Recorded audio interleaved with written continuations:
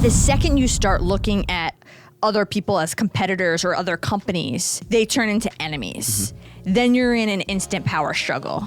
And when you do that, you give power to other people. So you lose some of your own control. Welcome to Ace Proudly Talks for the Superstars. Tonight,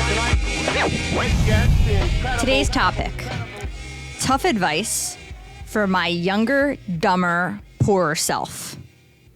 Hi, my name's Britt Arnold, and I am president of Tegler Construction and Supply. And I'm Mick Arnold, president of Arnold Packaging and Arnold Automation, and this is Love and Business. I think when we're looking at tough advice for my younger, dumber, poorer self, the first thing we have to talk about and acknowledge is total accountability and ownership of the position you are in. So, for instance, when I got fired in 2016, there were, and I'm sure I did in the beginning, blame a lot of other people, blame the circumstances, whatever it was. It was not until, which I did pretty quickly. I'm actually proud of my 20-something-year-old self for assuming that, I would say even the blame and the position I was in. And it wasn't until I realized that I was the only one that could control my fate. I had to stop blaming people. I had to stop looking for other people to help or save me, that things really changed for me. And I'm reading the book of Courage to be Disliked, which I really, really, really like. And it's the book has a philosopher, and then it's called a youth, and it's a conversation between youth and philosopher. And one thing they talk about a lot is etiology versus teleology. I wasn't familiar. Are you familiar? I'd probably come up late on those. So etiology is the study of causation versus teleology, which is the study of purpose given. And when you are stuck in the etiology philosophy or mindset, you simply cannot move forward because you're saying, I can't do this because of that. So on the other side of the spectrum, teleology is saying it's a study of purpose given, and you can move forward. It's saying cause and effect is not real. Probably piss some people off, but trauma is not necessarily real.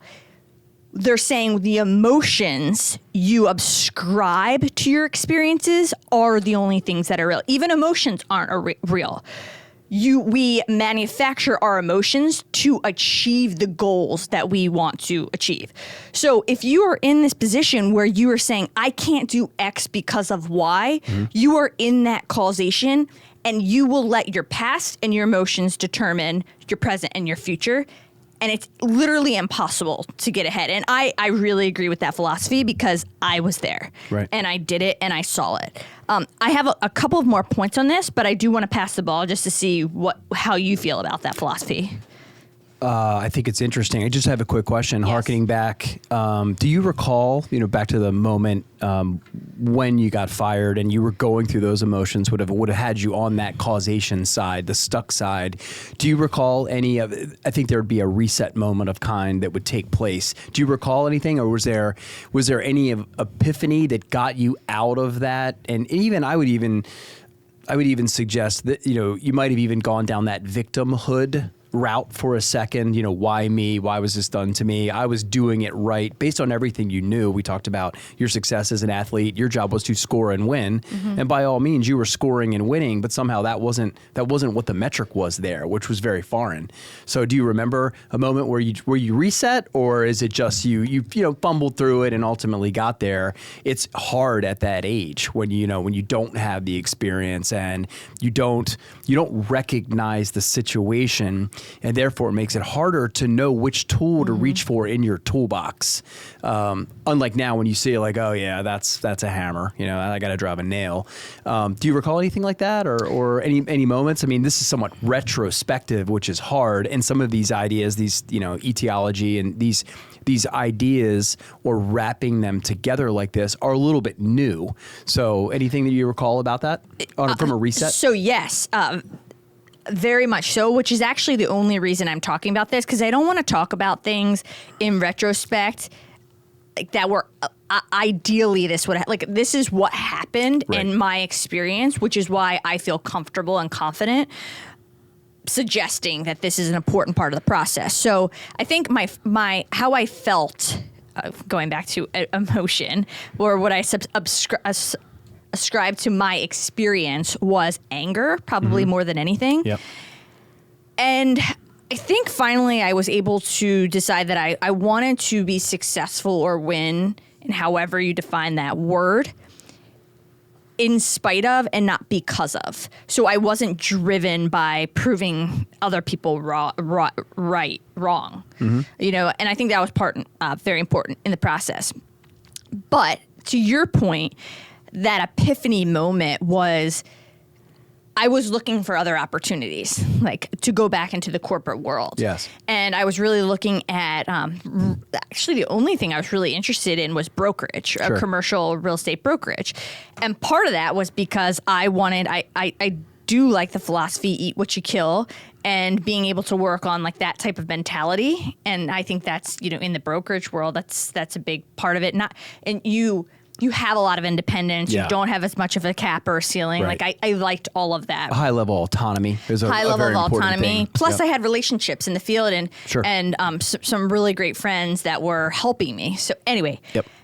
and I kept talking to different people and applying for jobs, yes, but more so not almost informally, gauging interest and opportunity.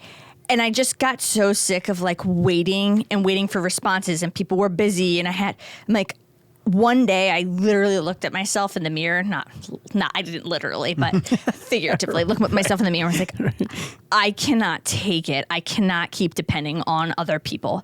It's going to drive me insane, and it's so slow, and every day I lose is so important right now, and I don't have a job, and I don't have money, and I have nothing, Right. that I only can depend on myself, period. And that I think I had that epiphany, and the next day I started my LLC. Yep. Yeah, listen, I completely agree. And back to that idea about, understanding where you are and owning it, and in that moment, because I think talk about a total shift. Someone moved your goalpost where you came into the business world and loving to compete in the sport of business, which we talk about a lot. But with this, you bringing this expectation set forth that was so successful in the athletic world, and you knew exactly what was valued there because it had been demonstrated for you, and you had been rewarded for it, right? Even praised your entire life for the ability to perform, produce, and ultimately do your part of the team getting a win. And that, that expectation or that goal set was just different where you ended up. And I think I would imagine if, let's just say you took this Britt, the one that knows what she knows now, and you went back through the interview process. Imagine what the Q&A would sound like if you went back to work for that company or any company, right? You would be, it wouldn't work because, there's a level of autonomy that I'm not sure is available in working for someone else. But imagine the difference, right? Just talking about the evolution and the experience you've gained. If you were to go back into that type of working world and join another organization, imagine what the Q&A would sound like. It would be wholly different. Yes. Right? You'd be asking a lot of questions about autonomy and eat what you kill and how is that valued. You'd be looking for feedback that suggested that what you're used to doing from a performance perspective is valued and aligned with the organization, and it would have a completely different set. Still don't know if it would work, but it would definitely have a different sound to it. But I think your point for your dumber self is yes. I mean, that self-reflection and part of that reset had to be, hold on a minute. Why isn't this valued anymore? I thought this would always be valued, producing and winning, and it's not. And where can I go to get that? And why isn't everybody moving at the breakneck pace that I want to move at? You know what? I need to just go do it on my own. Yeah, and accepting this is I'm only the one accountable. Nobody else is control of that. And we've talked about this before, but I think important to when I say that eat what you kill mentality, it's always in my mind, if I eat and kill, it's with the team. I don't want to eat and kill. I don't want to. myself. Like Right. there's no joy in that. It's Sure. like doing it for the team and everybody enjoying that. Yeah, that. sure. Well, I mean, if you're going to approach that like a pack animal, which we are, Yeah. right? You're not saying that It's you like want to be you're outside on of the the hunt pack for your team. You got to find the right pack. Yeah, The hard I part is just- finding the right pack. It's just such a negative connotation with that saying. I'm like, why? Like, I love players on my team that want to go hunt and kill and then bring it back to the team and we can all like Right. celebrate. That's Right. amazing. I think that's the part that's probably missing, right? I want to eat what I kill along with my pack. Yeah, Right. That's yeah. that's the part where it probably comes up a little short or has this very selfish feel to it. I think Sure. that comes off as very selfish, but Yeah. it's not at all. That's not how you intend it. I intend it. I mean, when you kill at Tegler, of course everybody. When I kill at Arnold's, of course everybody in the organization is benefiting from it, as the rest of the sales Aren't we force. killing for them to a point? It depends on what your role is, right? Yeah. I mean, we have a lot of great conversations about operations. As it relates, we look at net customers. So if you add 6 and lose 7, that's actually a net -1. And there's a good chance that operations had a pretty good hand in the loss. They did, just say they didn't deliver, quality wasn't, whatever things they have of control. So to suggest that they don't have some input into that. So man, we could kill it and they could drop it out of the back of the wagon if we're not careful, and nobody gets to eat. That'd be terrible. Right. So just to further expand on this point a bit, so we talked about etiology versus teleology and accountability and not letting causation and past define or control you. And then I think you have to look at, once you do take accountability and you have established these goals, you have to change your lifestyle to align with these goals. And lifestyle is really the way of giving meaning to the world.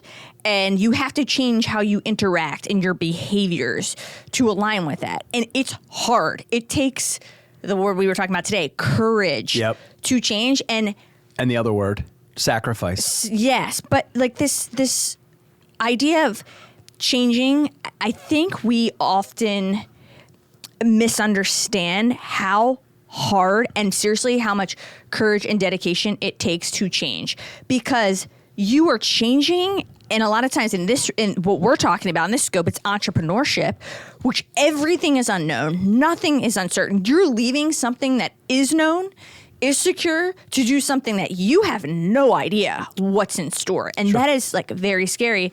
And I can tell you, if you're not changing, well, so the good news is, I believe because of that, we all have the power to change. I 100% believe that.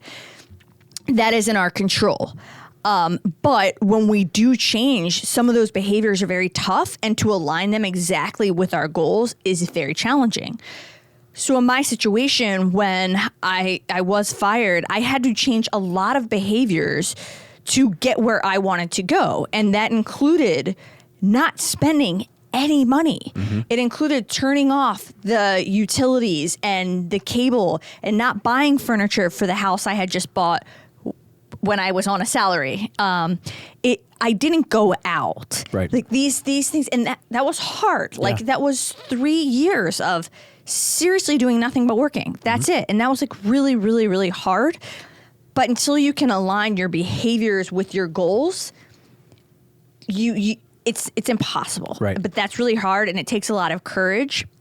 And one thing I will add to that is, was that situational? Was I only able to do that, or did I only do that as fast as I did because my feet were to the fire? I had no safety net, like that, almost fear-driven.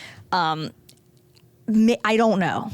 Right. I'm not sure. But I do know that's a very, you use the word emulate, almost impossible situation to emulate. Like you almost have to be in it. Right. And I don't know that you ever, I think the challenging part of that, right up there with being hard to make those changes, is to identify the changes requires a very hard self-assessment, a very hard and a very honest self-assessment. And I think there's two challenges to getting to that. One is not being able to see your faults. That's one, right? If you just simply aren't able to acknowledge that you got it wrong, that you effing blew it, right? Back to that accountability. That's hard. Right? Yeah, that's hard. If you don't have the ability to acknowledge that, or you would ever take on something that have a victim feel like it was done to you, therefore you had no other recourse but to fail because it was done to you. I think that assessment is really hard, because until you can complete that assessment accurately, it's hard to even make a game plan, right? I mean, if you don't know where your shortcomings are, then it's really hard to then pivot and create a plan to get going in the direction that would be more appropriate for where you want it to be. Yes. And that's the hard part. That is. Especially at that age too. I mean, you're fighting with so, back to your, this is words for our younger, dumber self, and dumber really also is akin to ignorant, simply not knowing what you don't know. It's hard when you simply don't have the tools to be able to complete that self-assessment. And I think that's where something I would tell my younger, dumber self would be to really rely on the people that knew you best, right? That you had a trust level where you could ask them some hard questions and you would trust their answers, and you would take it on a way where you wouldn't get your feelings hurt, or you wouldn't take that on. You would say, wow, that's interesting feedback. Never saw it, never heard it, and sure as hell would never have told myself that. Now that's really valuable. So just another piece of that is, man, you might not be able to perform that assessment at 30 years old or 25 or however old you are listening to this. And you might have to have somebody that's a really trusted advisor. Could be an aunt, could be an uncle. They could be biased too. They might tell you how amazing you still are, but somebody that would give you some really hard, honest feedback that could get you headed in the right direction with that assessment. I agree. And I'm going to segue into a second point, which I already know is the point you're going to move into. And I'm going to start it with the next part. I have part one, accountability. Part two is thinking about your tomorrow instead of really living for today. When you're going through these hard times, it changes, it evolves. But if you're broke or you're feeling in a position where you don't love being in, or you're going through some really hard times, you cannot live for today. You cannot take the shortcuts. You cannot just look for immediate reward or gratification. You have got to be thinking about the tomorrow. And that takes a lot of hard work. You have to take immediate messy action, even though you won't feel ready. Yep. A lot of it is not sexy. A lot of it is, as we talked about, the mundanity of excellence. Yes. It's mundane, simple tasks that you have to do day in, day out. And I'll expand more on that. But going back to your point of looking at it, saying this is not a sprint. And when I do sprint, I take a lot of shortcuts and I miss a lot of things. Like, I have to be looking at this from, what does my tomorrow look like, my month, my year, that long-term piece. Or, again, I'm not sure anything is achievable otherwise. Yeah, I think when, in the moment, and back to, I'm going to keep hitting this word young just a few more times, only because, just by virtue of only being on the planet a short period of time, everything just has a different compression to it and a different feel to it. And I know, for example, when I talk to the girls about certain things, when you're 16, 17, 18, you've been on the planet such a short period of time that everything has this rush type feel to it. And I'm going to, we're not talking about procrastinating. We're not talking about laziness. Lack of urgency. Or lack of urgency or lack of action. So please don't mistake this sprint versus marathon mentality in just sit back and see what happens. It's not that at all. The opposite. Yeah, but it's more about the intentionality and letting some things breathe and or marinate for a second. Now, in the situation where you were in, where you just lost your income with no other options for income, there are, the word violent came to mind as you were talking about that. And I thought, yeah, there might be some early things like turning off your electricity, right? Or where you used to go out and have a very social job or life working for somebody else completely gone away, and things that you like to do. You're a social animal. That's a pretty violent shift when you go from being around people and yucking it up and laughing and have a hell of a good time and a great quality of life, if that's what you like to do, to not doing it at all. So you might have to make some violent choices in the short term, right? You take your spending from, this to zero or whatever, right? A little bit above zero, whatever that survival piece would look like. Not freezing to death in your new place, but something that would be uncomfortable. Oh, I was. And have you out of bed pretty early, yeah. right? Yeah, that chill will get you out of bed. So that part is not, and you might have to make some violent changes, but you've got to be able to chart that course and spread it out and not. I think that the real key here in trying to develop, because I know when we talk about this, part of what we're doing too is helping to develop tools. When you see these, when you do get older, a little more experienced, one thing that absolutely changes is the familiarity of certain situations.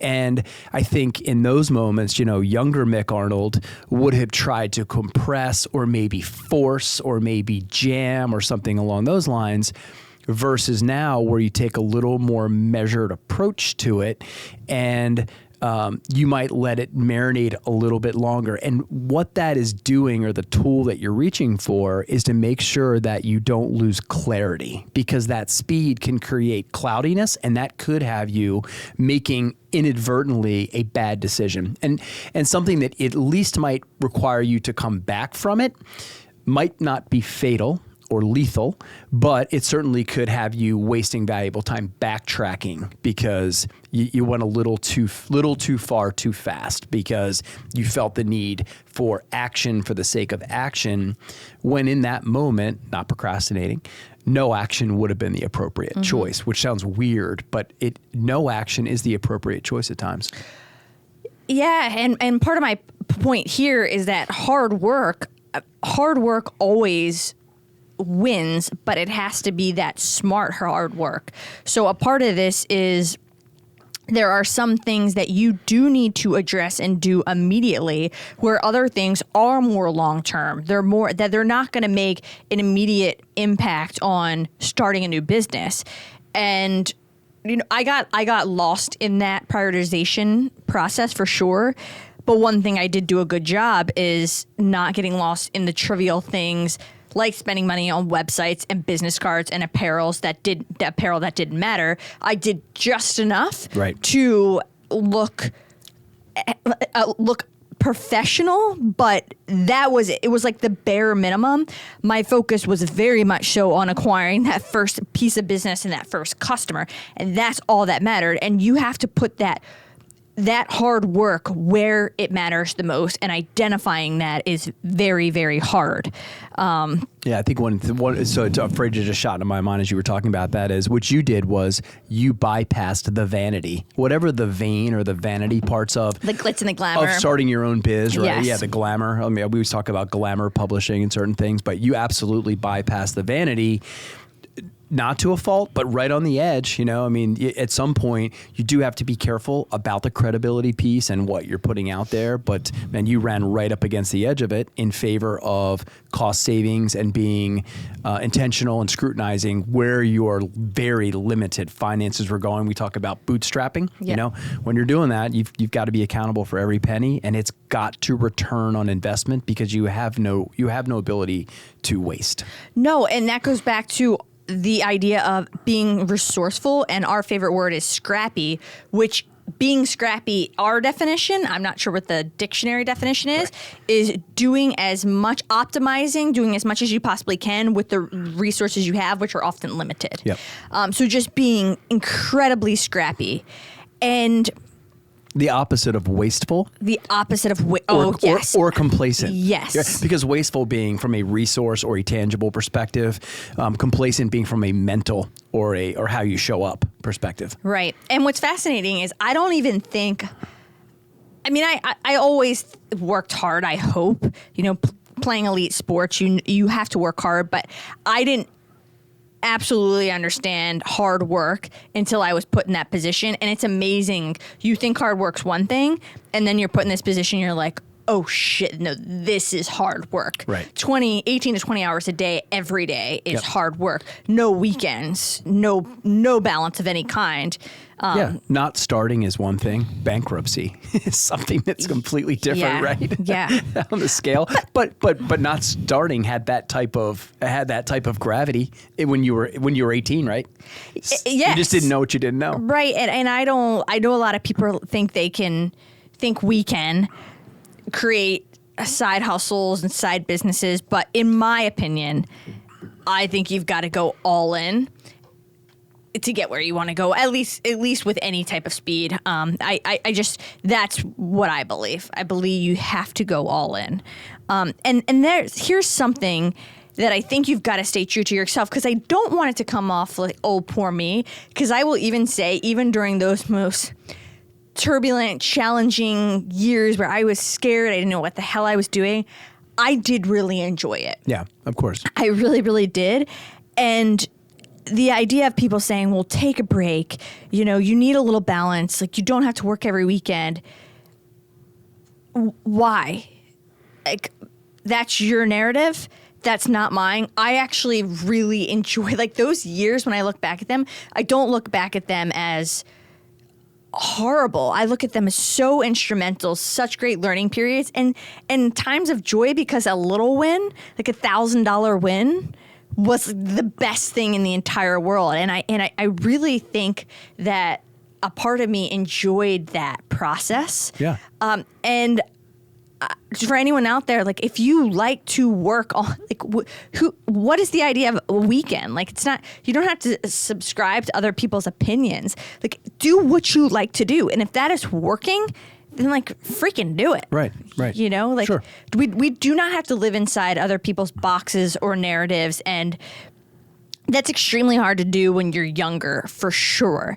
But I think something that in this, like, identification piece of when you're figuring out who you are, what your value prop is, what you're going to offer the world, which is all very, very important when you're creating a business or doing anything for that matter. You have to figure out who you are and lean into that. Like, what is your differentiator?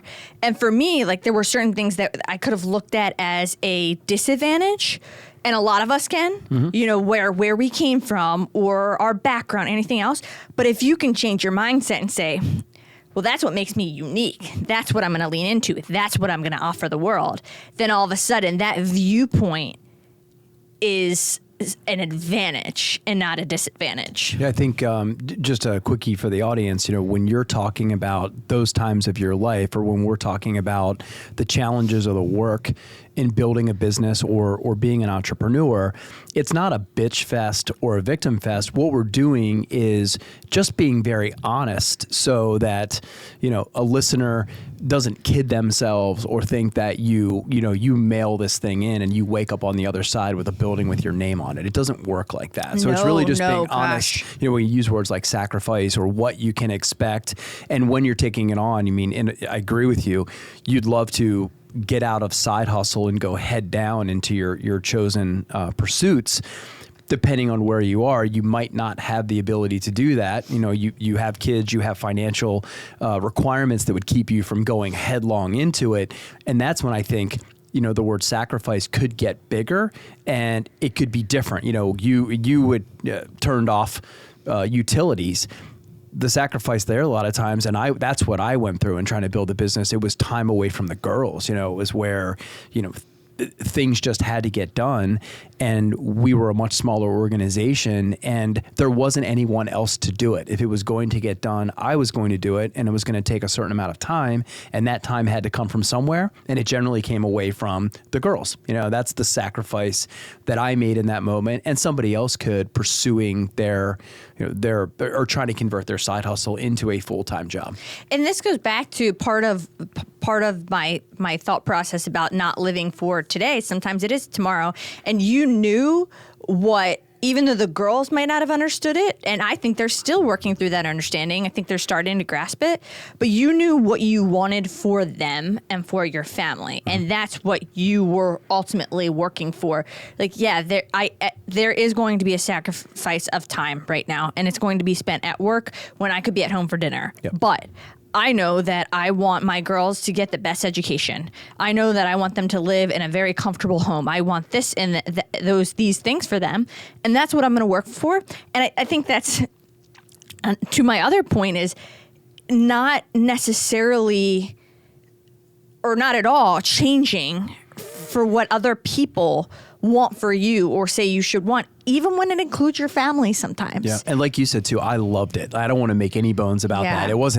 Listen, this may sound like a total a-hole, but I mean, I wasn't crying at my desk while I was putting in the work. I wasn't. I loved it. No. You know, there's an instant, you know, there are moments of it too that is beautifully instant gratification too, you know, where one of the things I struggled with in school, for example, I was a terrible student. I really was. I mean, I think, you know, by measurement standards then, when I got out, I mean, I was pretty damn dumb by measurement standards.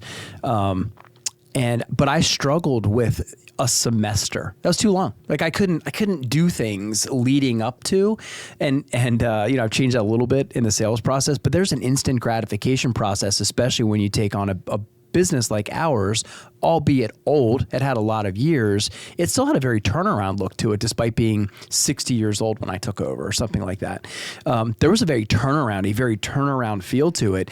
And in those moments where you are making violent changes and you get it right, there's instant gratification that feeds that and is fun. And it keeps you going. I mean, you have to have those little tiny wins, and you might have been escaping the jaws of extinction. I didn't know because I was too dumb to know, but I was, you know, in retrospect, I look back and I was like, oh boy, I had put it on the block and the cleaver just missed it twice. The I didn't know. Of ignorance. I didn't. Yeah, yes, I didn't even know. But now I was like, damn, we should have gotten wiped there. We probably should be extinct with that choice that I made. But I didn't know. I was just, I was having a good time making those choices. And fortunately, too, the other part is that positivity and the fun I was having was just infectious enough to sucker other people to jump onto that sinking ship with me, and we were all able to paddle to keep it afloat. Mm-hmm. Mm-hmm. And I really think, and I just have continued driving forward. It's, you know, it's small, simple steps. It is becoming who you want to be, where you want to be, and not comparing yourself. And this is something I would have told my younger, dumber self for sure. I think I'm just starting to get here, and I don't even think I'm here.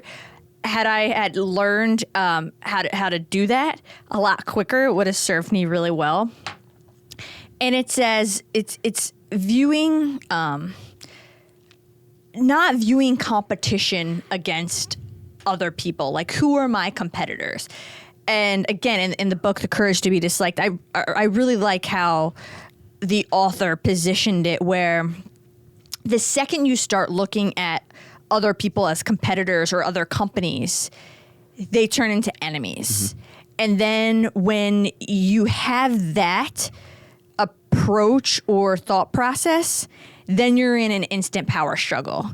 And when you do that, you give power to other people. So you lose some of your own control. Like, you're no longer in control. And then the next step after power struggle is revenge followed by retaliation. And that is a cycle you never get out of. Right. And what that does is it distracts from what your main goal is.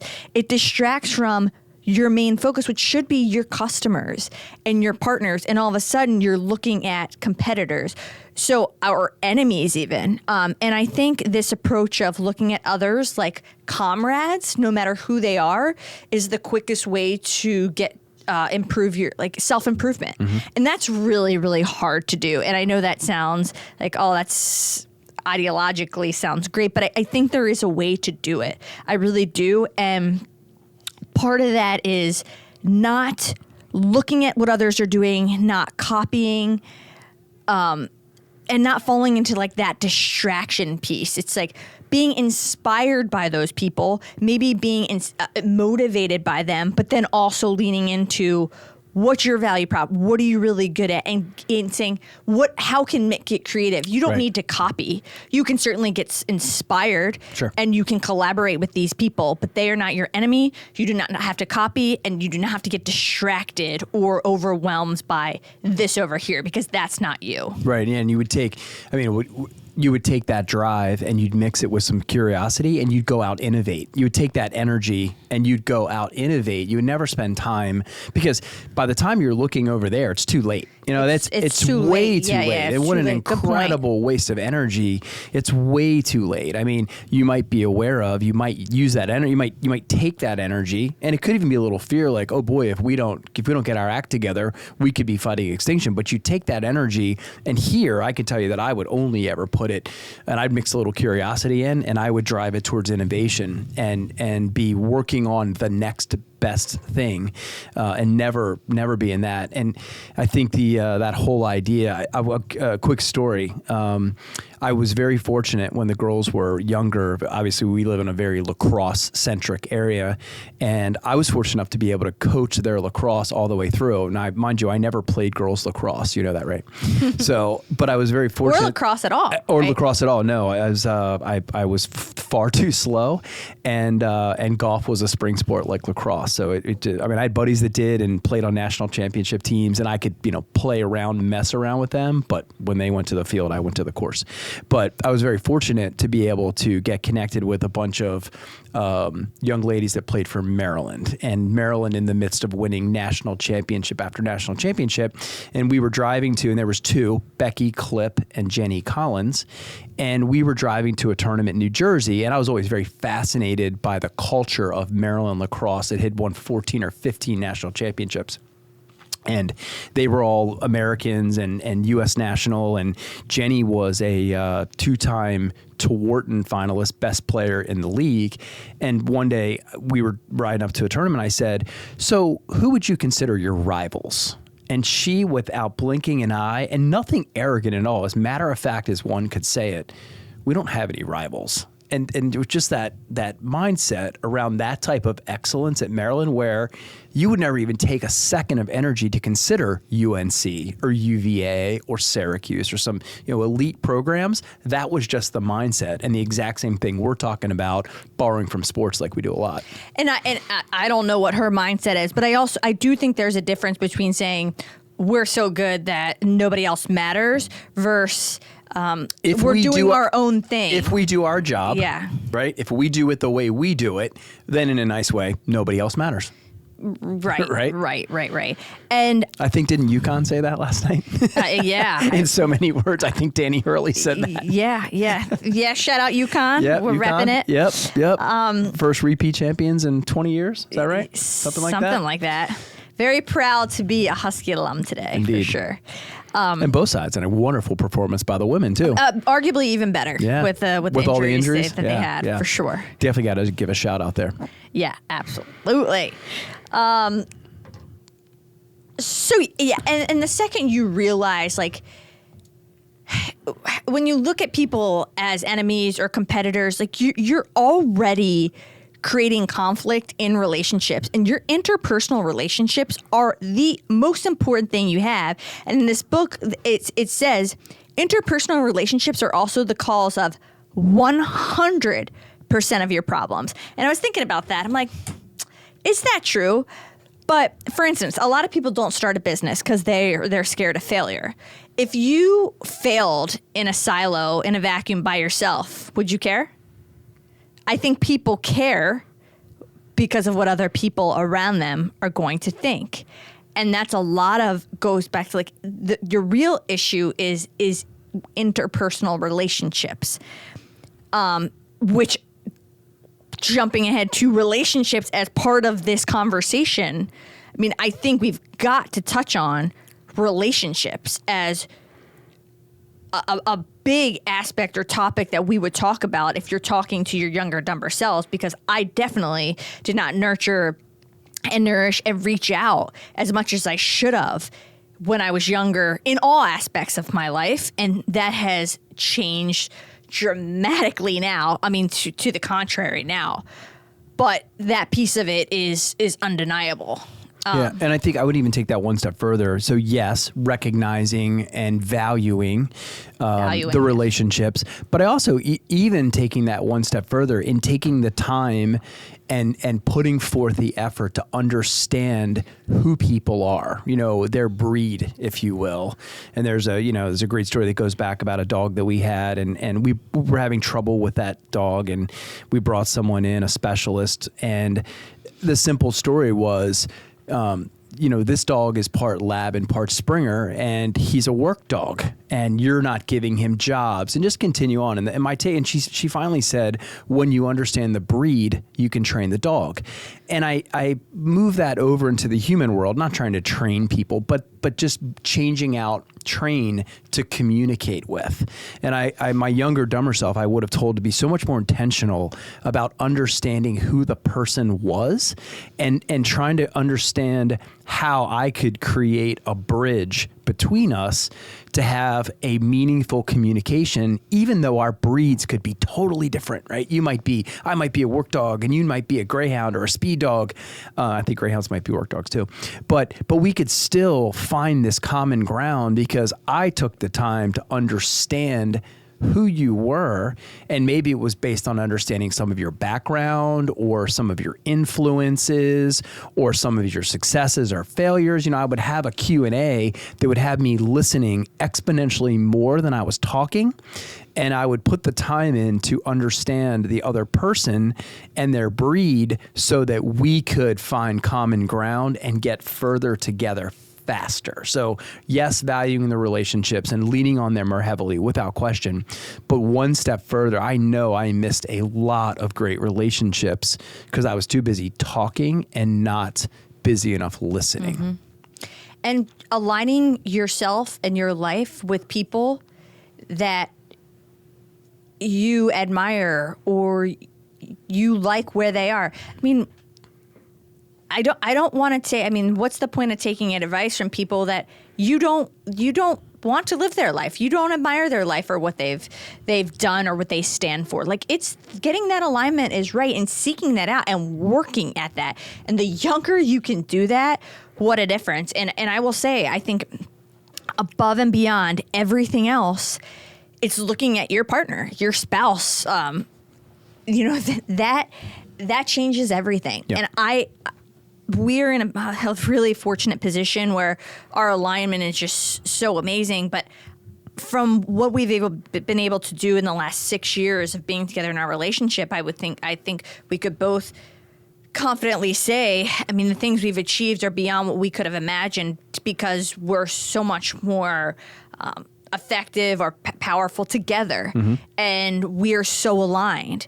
And so spending the time and pushing yourself to find that alignment, especially with your spouse, the person you spend the most time with, I think could hands down be the most impactful thing on a person's life. Sure. Yeah. If that mantra, you and I use a lot of 1 + 1 = 5, where, there would never be anything that felt, an anchor or a deterrent or whatever those really bad words would be that would keep you from getting where you wanted to go. And then you would just continue to build out on that, and you would surround yourself with people. I think one of the things that's challenging, and as a younger person is,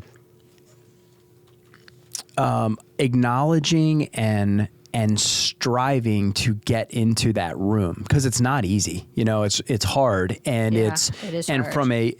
From an ego perspective, it'll bang your ego up pretty bad. You want to talk about having to eat some crow and go be the dumbest person in the room, because that's what it takes, right, to get into those rooms. And you got to love it, and but you're going to have to you're going to have to ask for some help, and then you're going to have to listen a lot and ask a lot of questions. And we're big fans of, we know how smart you are by the questions that you ask, not by the answers that you give. But you have to have a willingness to want to be there and want to pursue those attractive relationships where you know, 1 + 1 = 5, but really on your behalf, right? If you can get someone to invest in you like that at those ages, and I had a lot of it. I was really fortunate. People wanted to invest, and I was okay with asking those questions, being the dumbest one in the room, at least the least experience, whether it's intelligence or experience. I was okay with that. Like I think the self-deprecating side of me was okay with it, where I was okay to laugh at myself. Be like, "Yep, you know, dumbest guy in the room. I'm going to hang out till I get it all. Don't worry about it. I'll keep dragging behind you if I have to." That can be a challenge too, to get into that as a younger person. You know, after you do it for a little while, it's easier. But boy, I wish I had known to invest more time. Now, I was in a position where I had to run the business. So I did have professionals around me and I was paying them, right? So I did get a lot of counsel from Bob Kern of Whiteford Taylor and Todd Fuhrman of Ellen and Tucker. But I don't know if I would have been smart enough to go find and seek out people like that if we weren't associated through work, and I should have. Well, in the beginning, for instance, for me, I didn't have the money or the resources to pay anybody. So like in those situations, which many people will be in, you have to put in the work to find the people and knock down doors and be persistent. And a lot of people will be very receptive. I think also an important key is find people that are a couple steps ahead of you, not 20 steps ahead of you. You don't have to be in the room with the billionaire. Right. Like you might want to be a billionaire one day, but get in the room with the person that's started a business and is 5 years in and is somewhat successful right now. We're very successful. Like that's the person you want to be learning from. And has a vivid memory of it too. Well, that's what I'm saying. They're not so far removed that they're telling you everything in retrospect where they didn't even do half that shit. That's their memory of it right now. Right. Yeah, and you're only getting the rosy stuff. Yes. You don't get that here.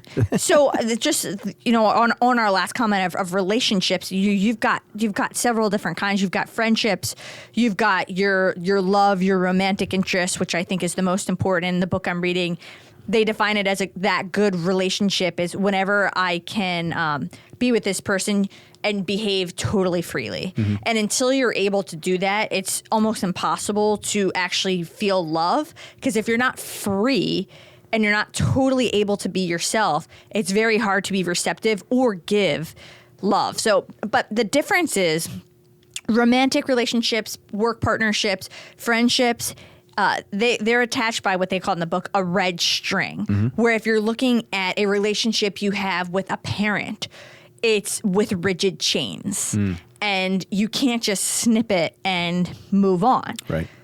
But the important part is that all interpersonal relationships must be confronted. It doesn't have to be one you love. It doesn't even have to be one you stay in. When you're 18, you can get going, but you can't avoid them. Like you've got to confront all interpersonal relationships and relationships in general and nurture and nourish them. And that is something that I'm still definitely working on. It's something I wish I did a lot more of 10 years ago. But the older I get, and hopefully the wiser I get, but I'm not sure that's totally true, the more this becomes just so true. Sure. Well, I think you learn a little bit. You learn, you have a much clearer recognition of what you value. Mm-hmm. And I think that's where that pursuit, you know, of those relationships becomes more worthwhile. The return on investment is much more noticeable and acknowledgeable. And I think the ignorance just of some of that youth is you just don't know yet. Mm-hmm. You know, you don't know to acknowledge the importance of it. And then you sit here like me at my age going, shit, I wish I had known that. I wish I would have recognized or had the recognition to value that when I was younger, because I definitely missed some. Well, perhaps, I think hopefully we're helping people expedite that, but perhaps you can't. It might not be till you get a little bit older and all of a sudden you value time more because you learn how finite time is, that then you're like, oh, I don't have time for any bullshit or any relationships that don't really matter. So maybe some of this, I think we can help, and that's what this is for, to help. But some of it might be just like until you get a little older and learn and experience it. Until you have less time, you won't value it as much. Maybe. I mean, that sounds, I don't love how that sounds, but it might be part of the process. Yeah, true. All right. Well, I like it. I think if I was able to plug my younger, dumber self into this room, I can't say that I would do anything with it, but I certainly would enjoy listening. Yes. I think that's the whole point, right? I hope somebody does something with some of it. Please. Yes. Tommy? Please. And for me, Tommy just promised us he'd do something with it. but for Thank you so much, Tommy. we got one. Yes. But for me too, and I will end with saying this. I mean, one of the reasons I love this podcast is because when I go through stuff like this, it also keeps me accountable. Like saying, this is what I've learned. This is what I didn't do. This is what I know for sure at this point works and is important. And when I'm not doing it, I can be like, you cannot get on camera and talk about how important it is and not freaking do it. Well, I was gonna say, like course correct at least. Well, you sit here and immortalize it on these cameras, so you sure as hell can't let them down now. Yeah, so I love that piece of it. For me, it's like accountability and just reminds me I'm talking about it. So that's how important it is to me. Like, follow it. Like, heed your own advice. And congratulations on making your 90-day abstinence from caffeine. Well done. I think that's a great shout out. That's why I left it right here. Oh yeah. Letting the world know you're back. You're back on the juice. Yeah, but it did absolutely nothing. And I will have you. The only important part of this is it did nothing for me, and then when I reintroduced caffeine, I felt nothing. Oh hell. All right. So much for caffeine being the most powerful drug on the planet. Not for all of us. Nope. Well, your younger, dumber self now knows that you can have caffeine all the way through. Cheers. Here's to it. Cheers to caffeine. As always, thank you so much for listening. So you heard about my story of going from fired to running a multi-million-dollar business. Next, you can expect Mick's story, when the patriarch of a company dies. And if you like what we're doing, subscribe. And also, turn on the push notifications because we're going to push you a notification. Thank you for watching Love and Business, and we will see you soon.